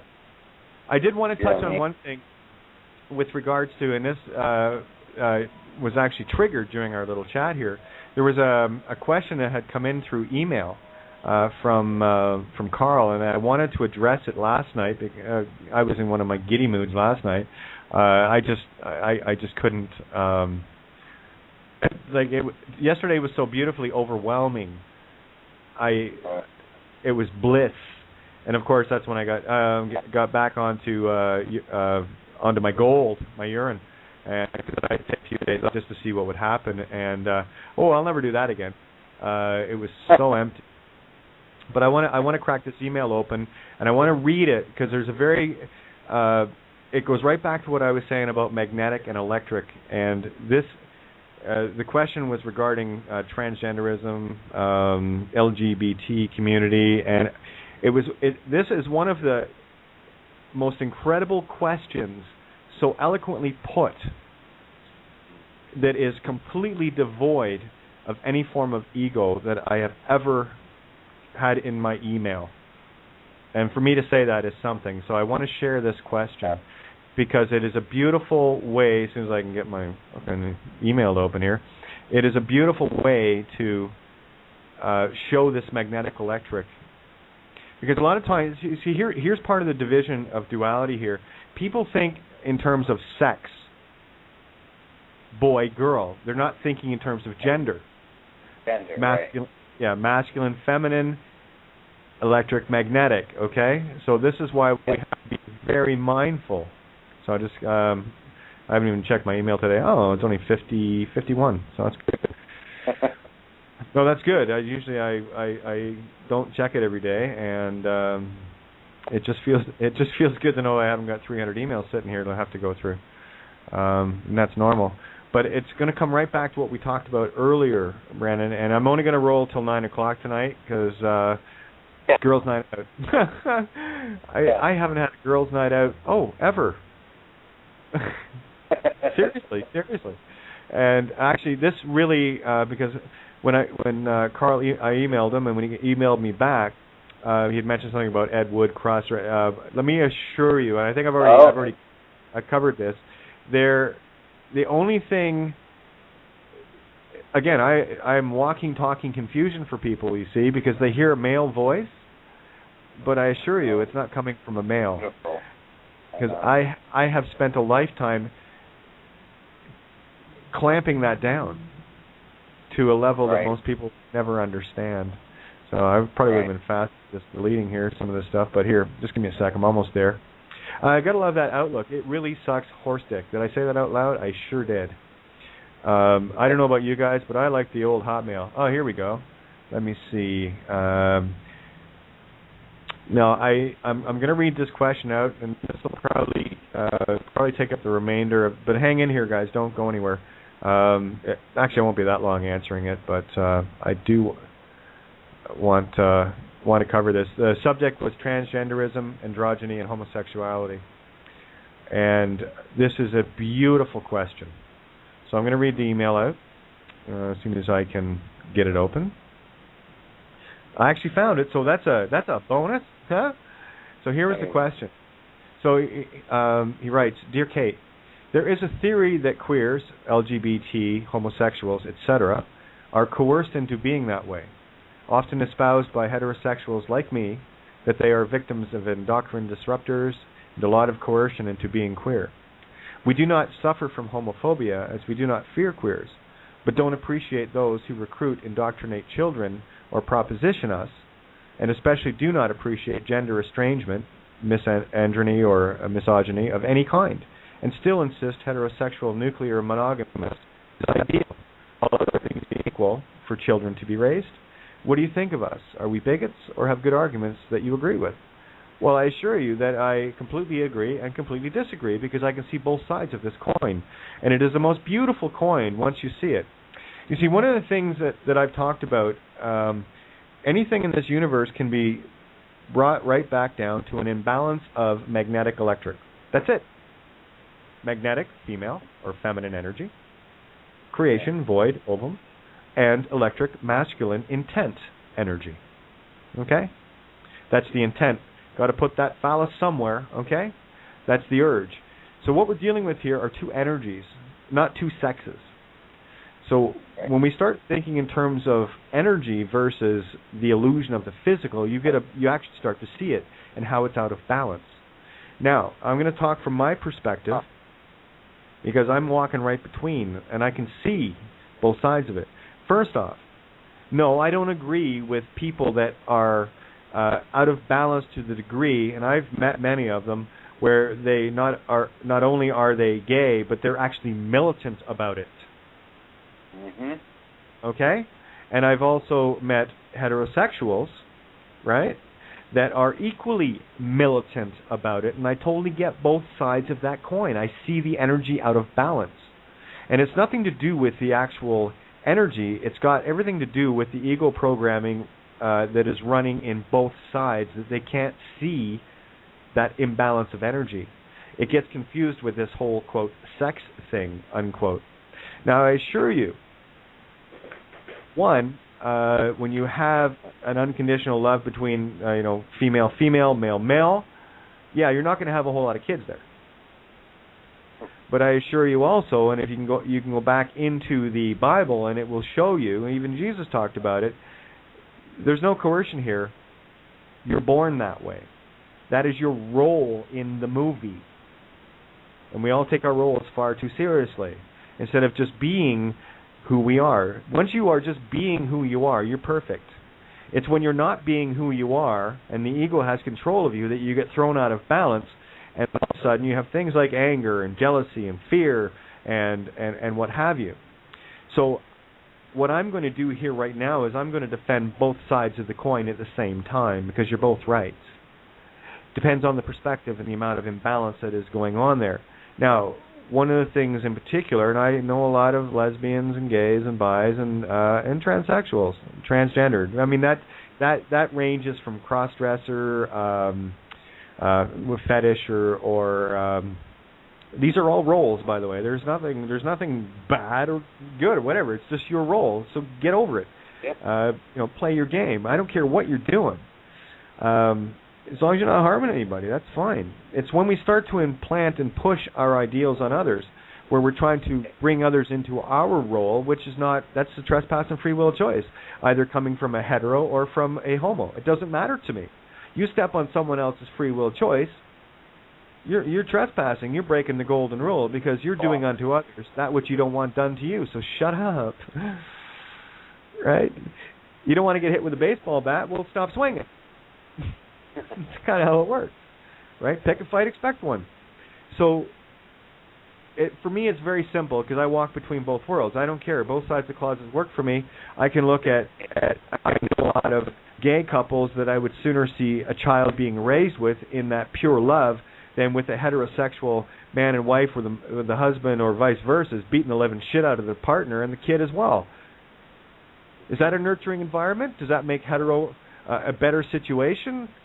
No, but then again, we're not looking at all of the spectrum. We're only looking at certain parts of it, the ones that we choose to look at, instead of looking at it all.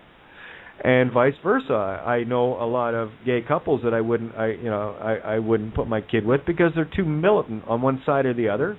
And there are, of course, listen, I have 2 kids. I was in that relationship by virtue of, well, I want kids, and there's only one way I can do it, as much as I wanted to birth them myself. But sorry, like I said about that phallus-bearing literal God thing, it's go ahead and try to give birth through a phallus. That's going to hurt. You know? Okay, so I keep things very real. I think you realize that by now. So for me, now to get back to this, no, Carl, you're not bigots. Based on this question, the way you asked it, I see you as one of the most unconditional loving beings I've come across in a very long time, and I'm so happy to know you. Thank you for asking such an honest, heart-wrenching, unconditional question. You know, and I totally don't, I don't appreciate gender estrangement. I don't appreciate, someone claiming that they're this or that and the other. And I go back to the argument of, there's some gay couples that I would sooner have children with because they're going to raise a loving environment more so than in a hetero environment where, there's abuse going on, And the other side of it, too, one of the things that, most prevalent with me in the LGBT community is the vast majority are beings of such unconditional love for all. Okay? Where I don't see that quite as much in the hetero because there's a lot of imbalance in that masculine feminine. It's like you got your real uber man's man that, say looks at someone like me and has an issue with it. And I said, well, it doesn't matter to me. You're comfortable with the fact that you wear panties at home when no one's looking, and I remind you of it. Who cares? Do your thing. I'll give you one of the stats. Typically 3 out of 5 males cross-dresses at some point in their life, and it's not because they're fetish or whatever. Part of the survey was that 95% of the men that took part in the survey, it was a blind study, they said that yes, they on occasion love to dress in women's clothing, not because it was fetish or anything, it's because they had such a high esteem for the feminine and they just wanted to step into the energy and experience it. And 95% of those are absolute hetero male, they're uber guys. That to me is a balanced individual. That makes so much sense. And vice versa. I mean, here's a society that looks at girls that dress as boys, they call them tomboys, and boys that dress as girls, they call them, fucking creeps and weirdos and freaks and queer and all the rest of it, And that's another word that actually I will say it's not used too often. Mind you, I can break that word down and it actually works better than people think. So it's, for me, I look at the language entirely different than most. Because I understand what is going on, and it's I can get the intent out of what is being delivered here, so I know it's done in the most beautiful way, And people like Carl that wrote this, there's nothing homophobic about him. He has his choice, and I'm so happy he does. He's comfortable in his own skin. It takes a very comfortable being to be able to write something like this, especially to me. Because who knows, it's like, is Kate going to go off and handle that fluffy loose? No, I think of it. I got goosebumps reading it because I could feel the intent coming. It was such a deep, honest question, right? Now I'll give you the other one. So he writes back to me. He says, you definitely don't have an effeminate tone in your voice. That's years of conditioning, having to hide as an uber male. That's what we do as male to female. We step into the most masculine roles. It's why I'm a pilot. It's why I'm a diver. It's why I was a general contractor. It's why I had truck. It's why I was a performing rock star stage guy, okay? I did everything in my power to hide everything about me, to be more masculine than I ever could be in order to hide the fact of who I really was, right? So that's a lot of conditioning there that I'm still going to carry across because I'm balanced. I have masculine and feminine because I've been so fortunate in walking the middle road.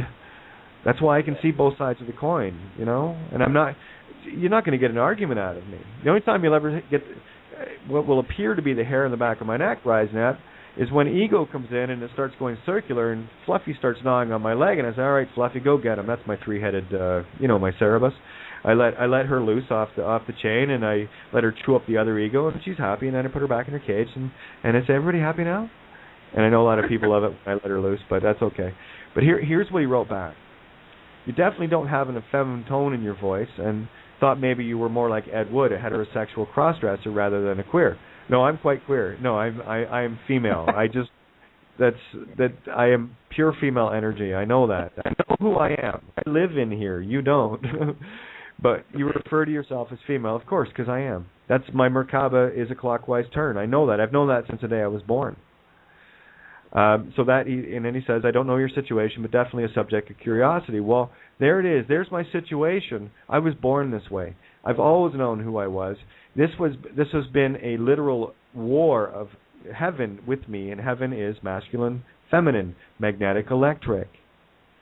And the fight is to bring those into balance so that one is not competing with the other. It's where I've put them both together like the intertwining spiral of the DNA. I've bridged it. That's the only difference. And he also wrote, I look forward to hearing your show. Sorry I'll miss it live, but that's okay, Carl, because I got it covered tonight on syncretism. And this is a beautiful form of syncretism. I'm just a clue. I didn't keep telling people that. What part of me as a clue did you miss in my allegory? That we need to unite the masculine, feminine, magnetic, electric, get them into balance, and then we can all walk between the worlds and see this most magnificent creation that is so strewn with all bullshit. And it starts with, you can't separate church and state because both one and the same. Church, state, church is court, church is bank, church is everything. Okay?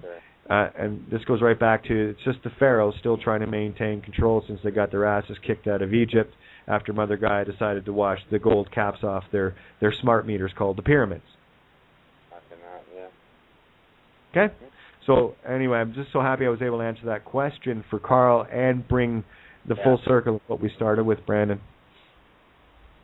Yeah, I'm really happy that you took it in that way and that you weren't. I remember one show, Kate, where you were in full, like, I think you called it Aries Ascendant mode or something. Oh, yeah, my Leo Ascendant. That's it, Leo Ascendant, and you were just railing like a fire. Oh, and it was just, like, Fluffy's got teeth, baby.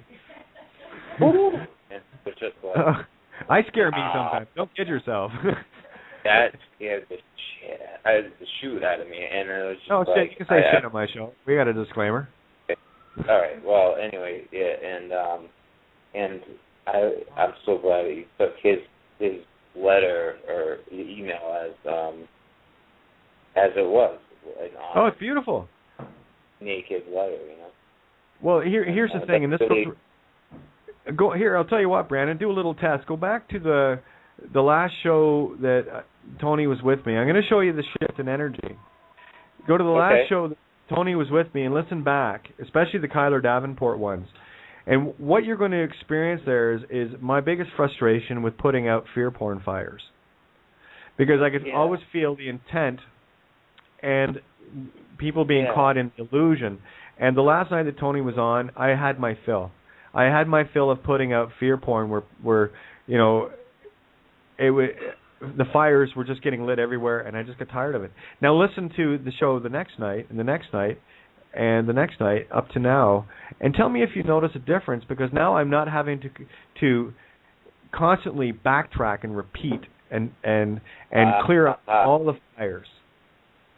Yeah. Yep. And also there are no more.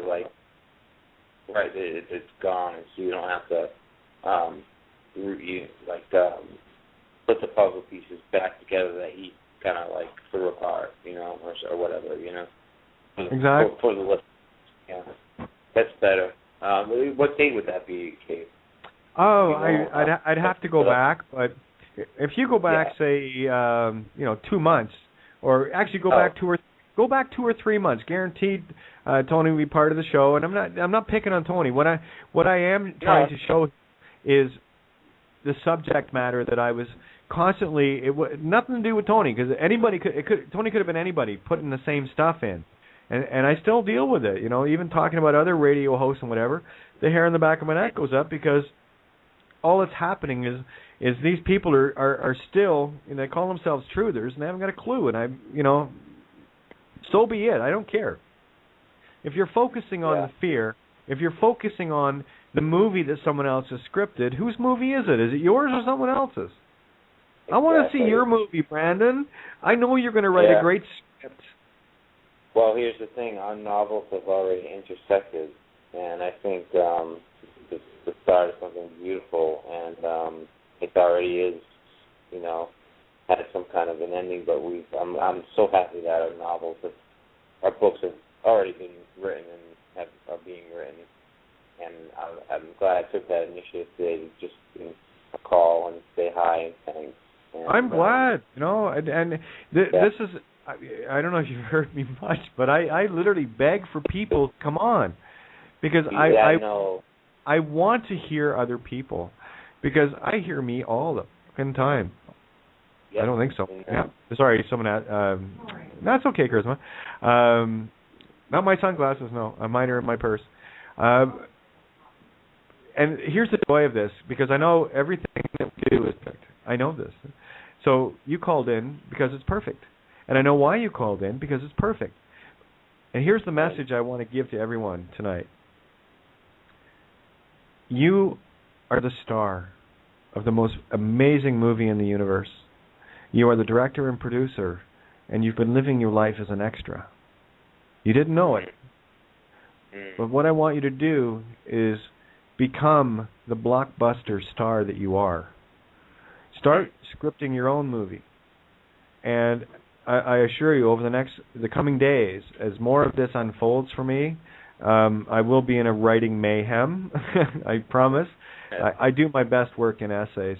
Have you read any of my essays? Yes, I have. Yeah. Okay. Yeah. On the legal. Yep. Okay. The latest ones, like Raining Cats and Dogs, Part 1, 2, and 3, and the one I just read last night called Lights, Camera, Action.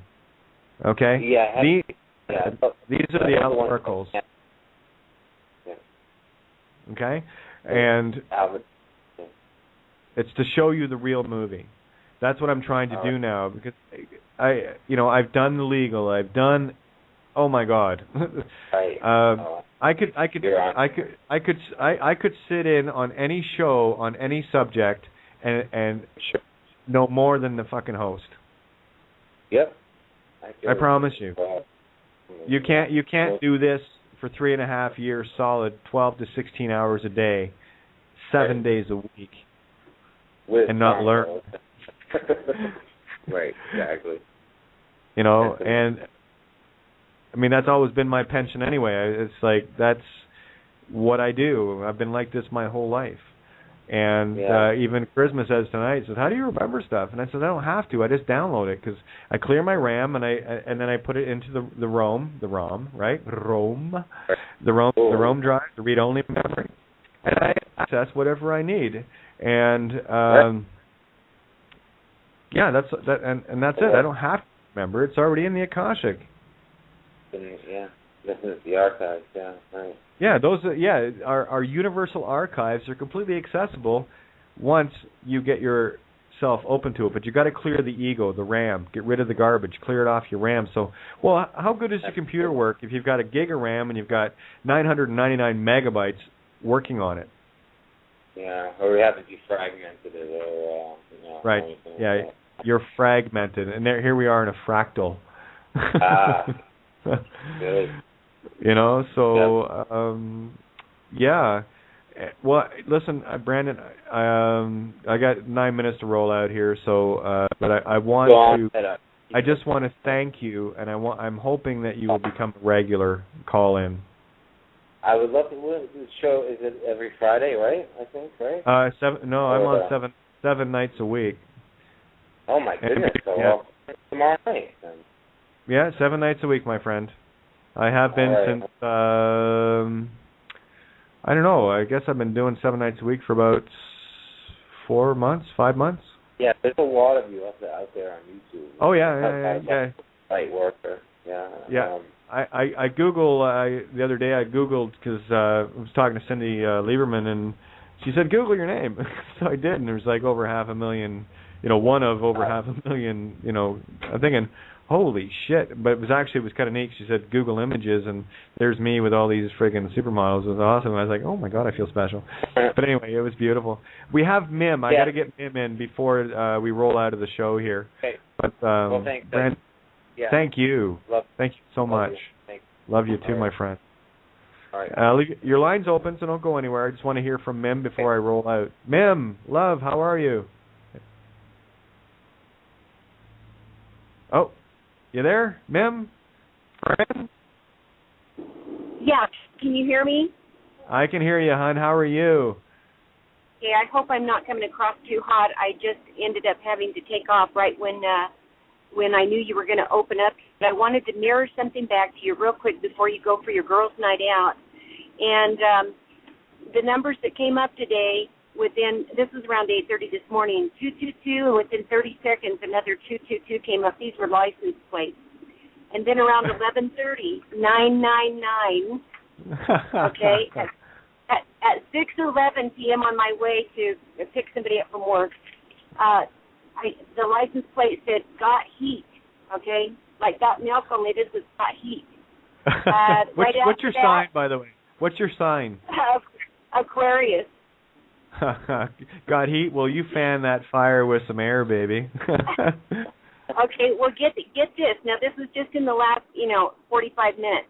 At 6:13, you're on a different time than I am, but this is here in the Rocky Mountain area. The next, right after Got Heat, there was another car that passed by, and all it said was Go Packers, or Pacers. I couldn't tell which it was. I think it was Pacers or Packers. I don't know. Anyway, right after that, right in a row, again, within 30 seconds of each other, 888, another 888, a license plate that said KHZ 1040. That 1040 caught my attention, of course. And at 6:33, Ski-On, like the car, Ski-On TC. I don't know what that might mean, but it may, have some significance to you. So anyway, blessings, my friend, and have a wonderful evening out tonight. I pray that you have just a wonderful, relaxing time. Come back refreshed and energized. We'll see you tomorrow. Yeah, it's been a year or more, so I think it's well overdue. But thank you so much. Just amazing. Well, I can really tell the difference from that 3 days that you were off the Wii to when you came back on yesterday. Do you see how powerful your urine is? I needed to show people myself. And that wasn't a put on. That was I just went with what was coming in and to see what was going to happen. And I had put it out of my mind. And I just made a commitment, well, okay, I'm just, down the trail and we out there and of course anything that went into the sewers went with the love poison to connect with all of it. Well, it was amazing because it almost sounded like you were getting physically weakened, as in like ill, like a cold or chest or something coming on. And you definitely felt, you immediately were stronger yesterday when I heard you. Oh yeah, I mean, and you heard the difference, and it.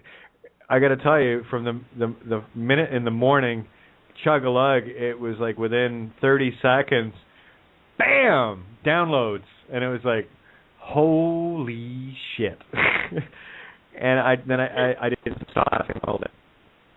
It was just crazy incredible. So it was obvious. Yeah, I was trying. Yeah, and that's what I was trying to illustrate to people. So, well, we got about just under 3 minutes here, so I'm going to do my big thank yous. And we'll continue this tomorrow night, as always, every night. It's and there's always something, isn't there? There's always something magical every night. That's why it's. I don't even ask how I do it. People ask me, how do you do it? I say, I don't know. I don't. I just do. That's the difference, But great big thank you to criticalmassradio.co.uk. Paul Giovanni, you beautiful man, you. If you weren't married. Anyway, Lisa, the rest of the crew at Critical Mass Radio, guys, thank you so much. The platform that we have, this table that we can sit around and open up to everyone. We're where you are the resistance to fear porn, is the common speak of this table. We keep it light, we keep it fun, and more importantly than anything else, we make it finally magical. If you only knew, and you will, and you are, awakening to your true wizard potential. You are all magicians of the highest order. We got duped out of it in order to play a game. Don't take it personal. We chose this because we, as infinite creators, can't play a game without lack and loss and fear and all the rest of it thrown in. Because, you know, it gets boring in God mode all the time. So let's just take it up a notch, and we'll just throw our wings back on, and we know the things that we want, we know the things that we don't want, more now than we've ever done at any point in creation.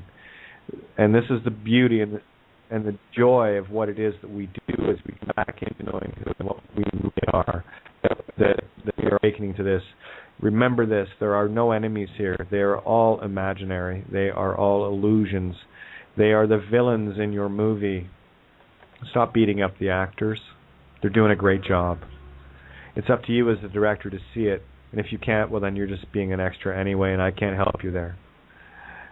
Only you can do that. There's no one coming to save you because you are the star of your show. You are the director and producer. Are you directing or are you being directed? Are you in the spiritual cause or are you trying to get caught in the past, living in the past, trying to be cause in the effect of the physical universe? Ye are gods. Some cool cat named Jesus said it once, and so did Buddha, and so did Krishna, and so did Muhammad, and so did everybody else. You might want to pay attention to these great teachers. They tried to tell us something, because they saw the movie too. And I know what they saw now. And it's amazing. And you will see it. With my last breath, I assure you, you will see it. I see the stars now. I see you. And I see how incredibly powerful and how incredibly beautiful you are. And this system has ground you down to the ground. And I can't be more grateful for who and what you really are. And if you'll let me, I'll let Fluffy take care of your Fluffy. And you'll get to see yourself for the first time in a very long time. You're beautiful. I know, because I am. You're me and I'm you, and we're all connected. Fair? Well, we'll say a great big amen, and we just rolled into the recording. So, guys, thank you so much for just being. You are stars in my movie, and you all get Oscars for an incredible performance. Thank you so much. Okay? We're not going to roll out the red carpet, because that leads back to the egocentric. I'm going to roll out the gold one for you, because there's nothing worthy other than gold for you to walk upon. Welcome to the Emerald City. Shall we play? I'm in. I'm in. So I'll see you on Oscar night, and I look forward to handing you your Oscar, and hopefully I've earned one or two myself. Fair? Is that good? I'm in too, Kate. Bless you. See you. Much love, guys. Take care, and we'll catch you tomorrow night, 7 to 9 p.m. Eastern Standard Time. Brandon, thank you so much. Make yourself a regular. It's just beautiful to hear you. Oh, beautiful. Likewise. Love you. All right. Love you, girl. Yeah, Have a wonderful evening. Have a wonderful evening. Make sure you take lots of photos. And, lots of photos, and yeah, we have condoms, right? Yeah, we're good. No, I'm kidding. I'm kidding. I was going to say, have a magnetic girlies night. Oh, I will. I've been noticing that lately too. Yeah, everyone. It's neat because like all of a sudden people just want to talk to me, and it's like cool. So the magnets are on, so it's working. It's good. I'm good.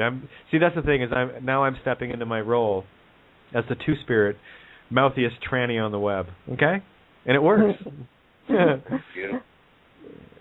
So anyway, much love to you guys. Oh, thank you. Love you guys. We'll talk to you tomorrow. All right. And go be the miracle you are. Would you please go out and have some fun, and we'll get into a little bit more detail as to the magic tomorrow night, and it'll be awesome. Promise. Okay? All right. Sounds great. All right. Thank you, Kate. All Love right. you guys. Thank you. Take care. Good night, guys. Good night. Hey, what a great show. Video provided by verdictproductions.com.